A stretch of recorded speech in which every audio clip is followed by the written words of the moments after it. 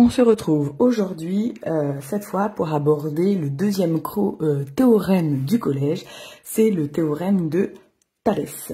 Alors, on va voir comment on rédige, quelles sont les conditions d'utilisation, et tout, pour avoir tous les points et maximiser ses chances de réussite au brevet.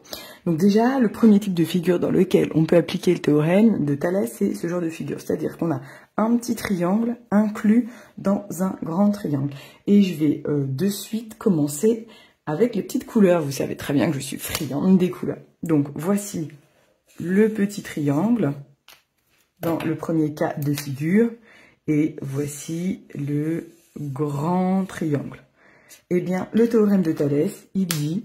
Alors, qu'il y a proportionnalité entre les triangles, mais si vous voulez que votre enfant retienne, c'est les longueurs du petit sur les longueurs du grand, ou l'inverse, c'est-à-dire les longueurs du grand sur les longueurs du petit.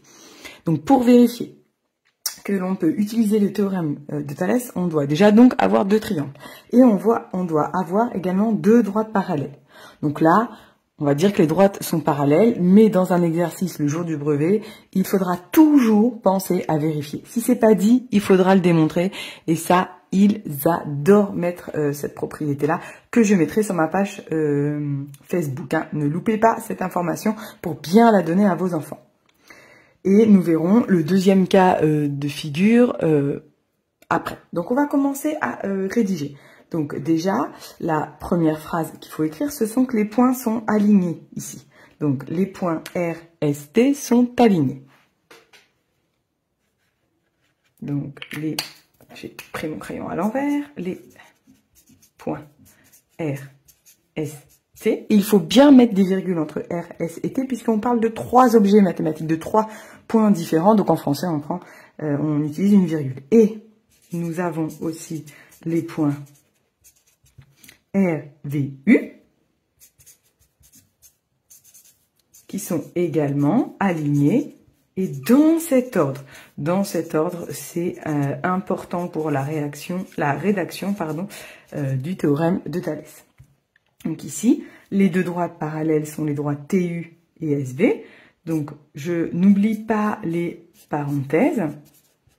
Je peux le marquer soit en langage mathématique, le petit symbole ici veut dire parallèle, mais on peut très bien écrire la phrase française, les droites TU et RV sont parallèles. C'est juste pour gagner un petit peu de temps. Après, on doit écrire d'après le théorème de Thalès. TH, toujours Thalès, Thalès majuscule, nom propre. On n'oublie pas, on essaye de soigner sa rédaction. Au niveau du correcteur, il sera content si on fait attention à tous ces petits détails. Et on y va. Donc le théorème de Thalès, on doit écrire trois fractions, ou trois quotients, je devrais dire, puisqu'ici on va avoir des nombres décimaux. Et donc on doit faire attention, trois côtés du grand, soit en haut, soit en bas, au choix, et le petit en haut ou en bas, ça dépend. Je vais mettre le grand, les côtés du grand en bas, puisque les élèves aiment bien. Pour nous, professeurs, aucune importance.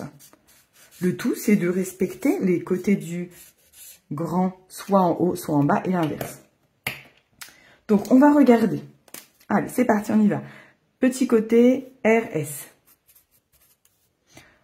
Le grand côté correspondant, c'est RT.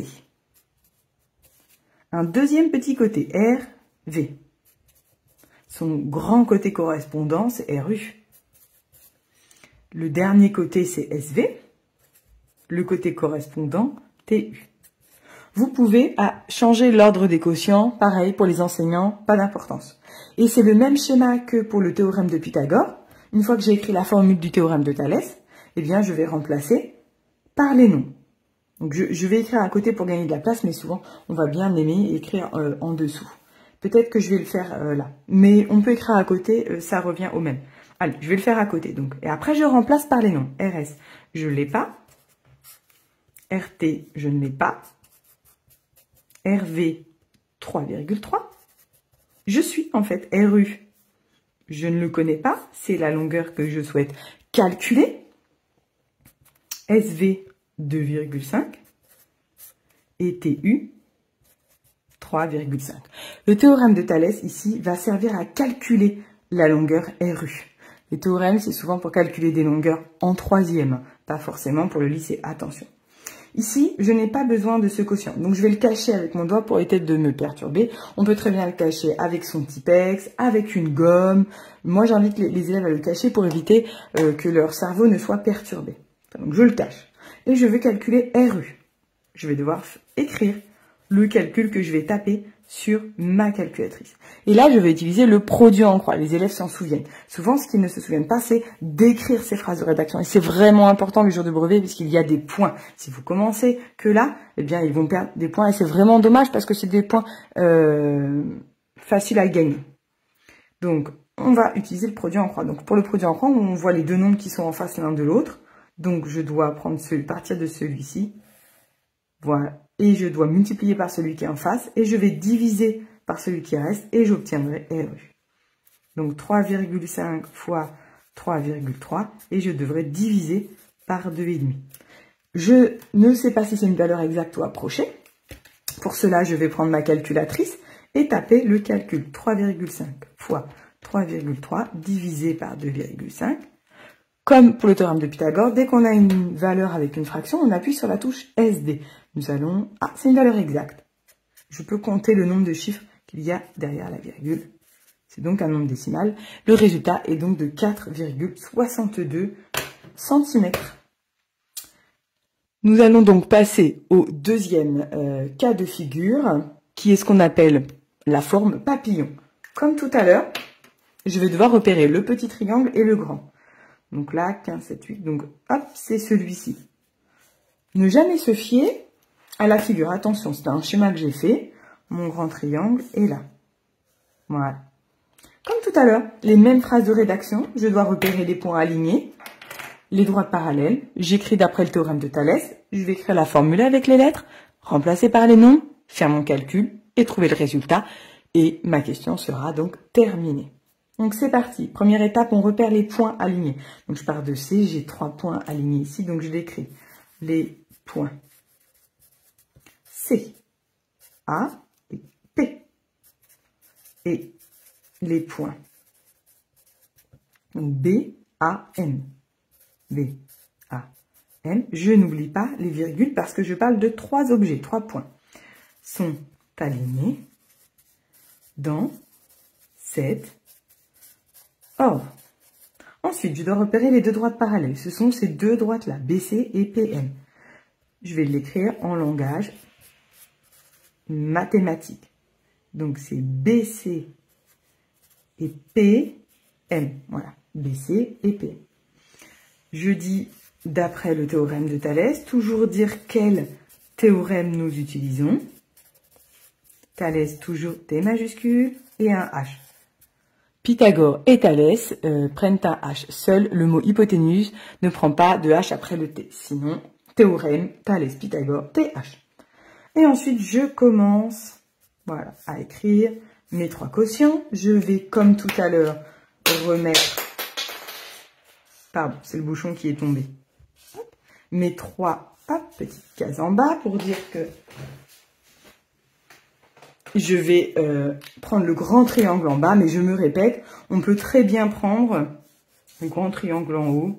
Pour nous, ça n'a aucune importance.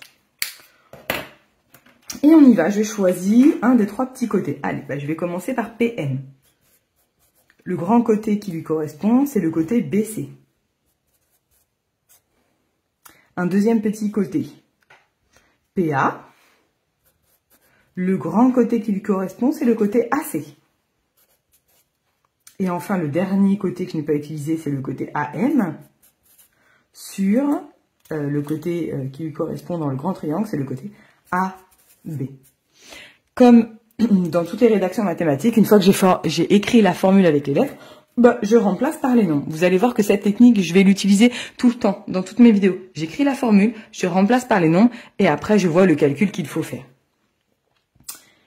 On y va, on remplace par les nombres et je suis les lettres que j'ai utilisées dans l'ordre PM. Je ne l'ai pas puisque c'est le côté que je souhaite calculer. BC, 15. PA, 6. Sur A, c'est 8.